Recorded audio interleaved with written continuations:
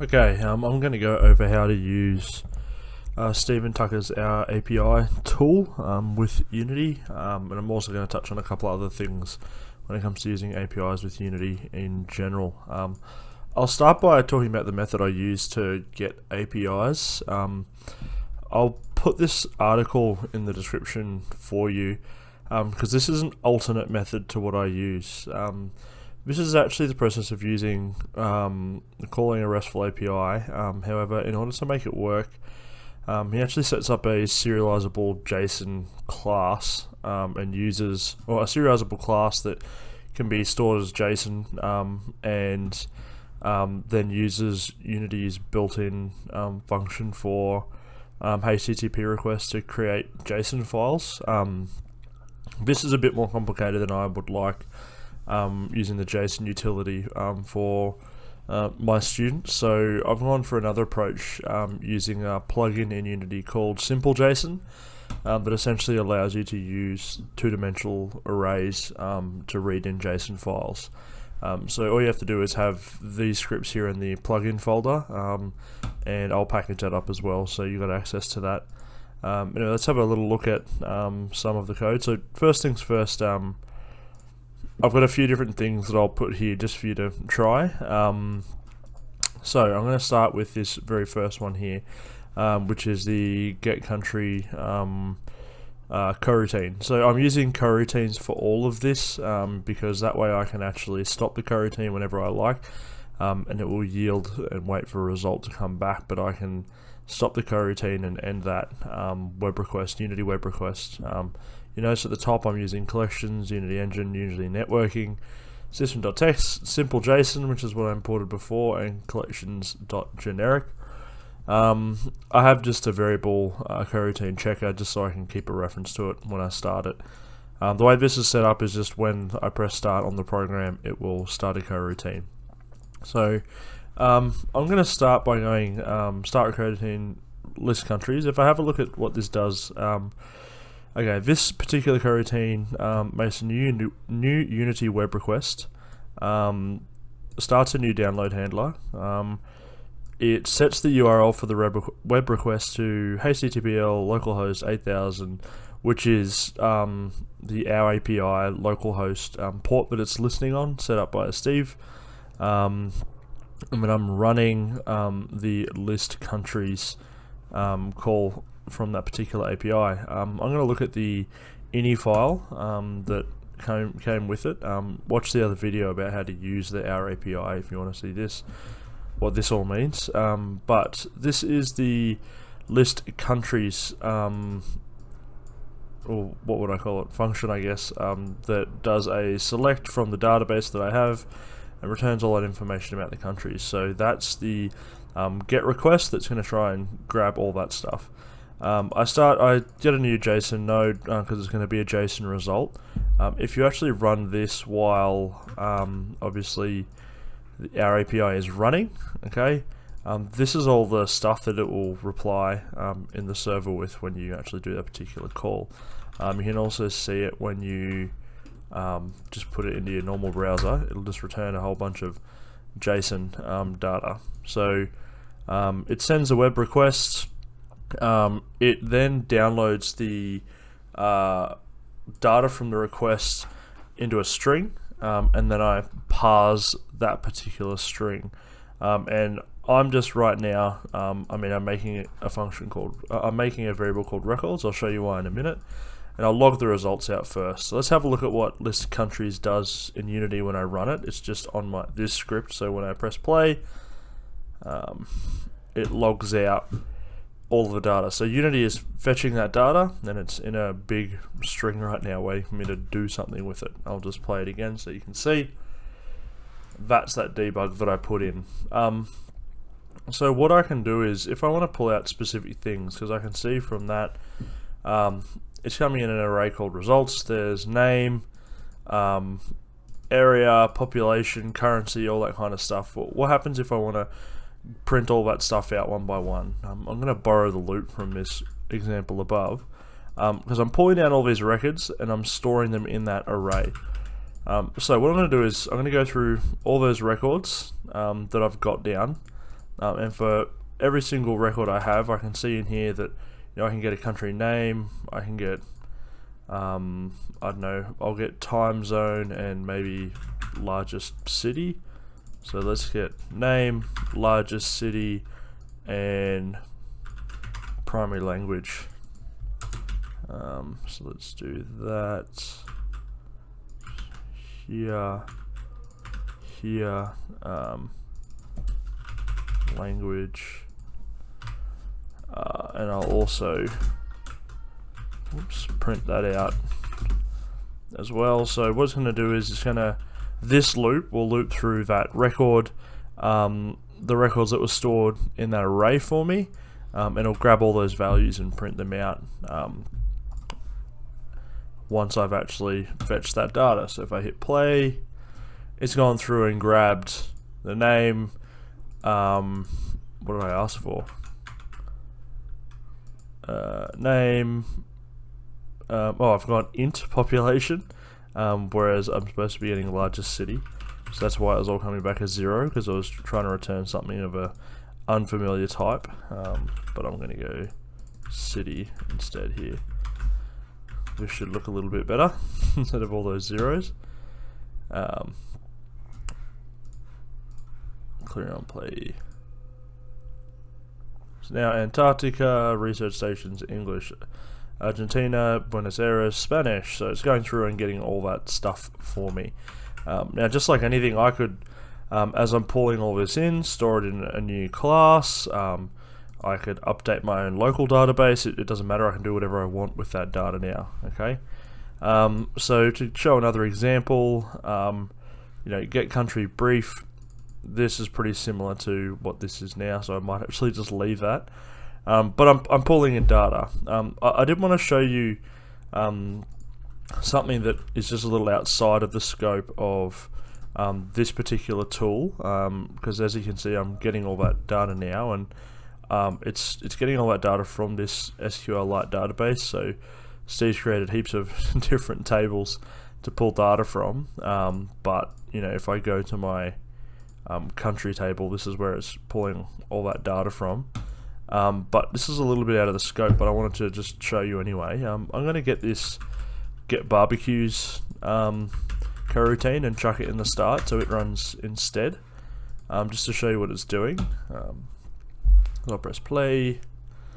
So you see it's pulling down a really big JSON blob of data, and it's going through and saying, Penrose Promenade, Recreational Reserve, all that kind of stuff.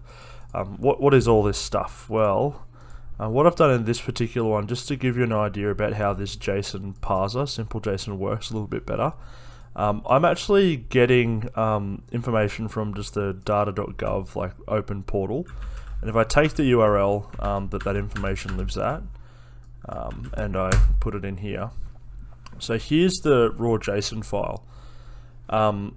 You'll see that it has a couple of things: type name, then this array called features. I know it's an array because if I click that, it drops down, and you'll see it's stores all this information in it, which is essentially all the barbecues in this particular area. You'll see in each record in features, you have a type, you have geometry, coordinates, and properties. This is all stuff that is contained underneath one record. The way I would grab that, using that JSON parser in here, does the following. All the rest is the same. It's got the request, it sends a web request, so it's a GET request in this state. Grabs the raw JSON data, which is, we already saw right here, just like logging it out, all this stuff. And then this is how I'm actually going to loop over it. So down here, I'm going to go, okay, so the records I get back, the JSON result, there's an array of stuff called features, which we can see in here, features. Okay, and then, so what it's doing is pulling down all of the features here, all of the values stored under features, so these big blobs of stuff.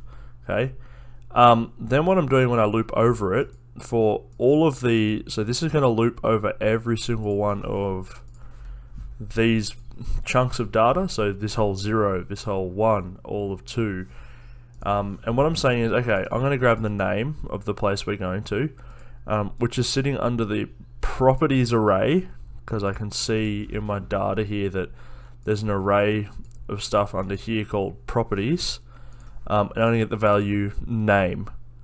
So I'm going to go get the name, that, whatever it is. Okay? And I'm also pulling down the ID as well. If I wanted to, for example, get the, well, let's just say if I wanted to grab the type, okay, all I'd be doing is saying string type equals, so I'm going to loop or go to whichever record I'm sitting on. I'm going to go to the properties array within that data, and I'm going to grab the type there. Oh, I should probably log it out as well if I want to actually see what that's going to look like. Chuck some empty space and then just get the type there. I don't know why I call it population. I should probably just call it ID and do proper naming conventions. So now if I go back to Unity, clear that, it should now also be pulling out the type as well. So it's getting, 1 plate barbecue, 2 plate barbecue, all that kind of stuff. But that just looks a little bit different. Like, depending on the JSON structure, it's going to change how you're actually pulling that information out using simple JSON. Another example of this, I'm just going to switch over to here. If I look at this particular data store, I'll show you what it looks like. Okay, this here is, what's this? I can't remember what data set this is. Oh, this is fireworks displays here. If I actually look at this data, you'll see that this is nested. So I've got an array of stuff called results, and within that I have another array called records, where it's actually got all the fireworks display information. So the way I'll pull it out of here would be, I've got, when I actually initialize the big chunk of data I'm getting, I don't want any of this other stuff, so I'm going to target in that JSON result the result and then the records. So the result and all of the records. Now it's going to loop over and get all of these chunks of data, and then from there I can pull things out. So again, it just changes based on what you're actually trying to pull and grab. But yeah, that's another example for you. Okay, back to the Our API interface. I'm going to change this get barbecues pretty simply to this set data function. I'm going to show you what that does. So in set data, all I'm doing is a Unity web request. So it's a get essentially, and I'm doing HTTP localhost API add tester, and I'm adding the argument new name, and let's put the name as Bob. So looking at my ini file, I've created a new function called add tester, where I give the argument new name, and then it runs the SQL insert into tester table, the name field, the value, the new name that I pass it. So what I'm doing here is, the way I kind of put this together is using the Our API tool. I'm going to test the client. So if I do a set function, I can see here that it's called add tester, add underscore tester, add a variable. So the field that I need to add in the arguments is called new name, and let's add the value. I'm blanking on names, even though I should not blank on names. Michelle, hit OK. You see it's built this like string for me. This is the URI that you actually would send this information through. So I'm going to hit run. You see insert successful, and it's done it here. So it would have added the name Michelle to that database. So I can do that exact same thing just through Unity by just doing a simple web URI. This is just sending a GET request. So I'm going to change this to Rocky here, and then I'm going to look for two things. So I'm going to go and run that in Unity, and doesn't look like it did anything, but if I come over to my Our API you'll see here that it's actually been monitoring in the background. I've got insert successful and the new name Rocky. So if I have a look at the database itself and I look at the table that I've set up with just here, it's added Rocky here for me. So I'm inserting stuff into the database now through Unity, which is cool. But what happens if you have like 20 fields and you don't want to do a GET request and send an enormous URL? Well, it's pretty easy. You can use a post request. So let's go back to, I closed this and run it again. So I'm going to do a post, okay, instead, and I'm going to say again, add underscore tester, hit OK, add the variable's called new name, and I'm going to add, who's another Avenger? Falcon. Okay, this doesn't change, but it's a post, so I'm adding like form data here. So I'm going to hit run. Okay, you'll see it works and it's inserted it, but how do I do that in Unity? It's actually pretty easy. So I'm going to have a look at this function called upload for Unity. Upload there. Let's look at what it does. So upload, it makes a new, Unity has something built in that helps do this. So it's a list, it's called iMultipart form selection, making a variable called form data, and I'm going to add the new list.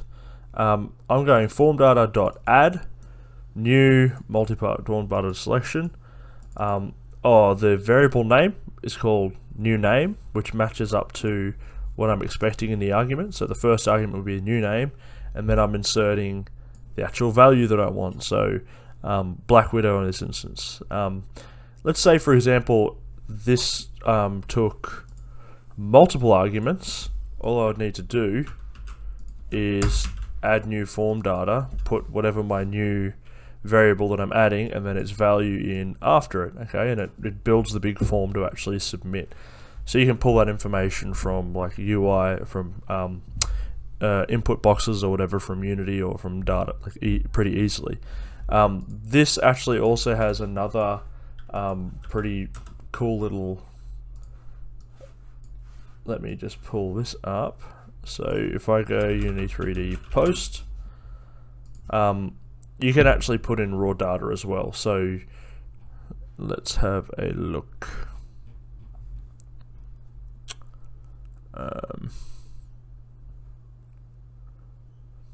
Form. Sorry, this is what I'm looking for. So you can go a multipart form file selection, and you can actually insert a file. So you can crush an image or whatever it is down into blob data as natural file, and then upload it to your database. But for now, I'm just going to keep with text values. So it's going to do the same thing. Target the local host while this is running, obviously. I'm doing add tester, and I'm using the form data instead. So if I run upload in Unity now, and I check here, you can see that it has been successful, and it's added Black Widow. So multiple different ways to do get and post. You can submit forms, so you can do proper posts as well using Unity. And yeah, pretty easy and handy way to do it if you're choosing to go down this interface. So, you know, again, great job to Stephen Tucker. This is a really useful tool, and I hope some people find this particular thing helpful. I will package up everything I've done here in Unity and add it to the description as well, so you can download it just as a package. I'll include the simple JSON plugin and my script that has all those examples in there. Hope that was helpful. See ya.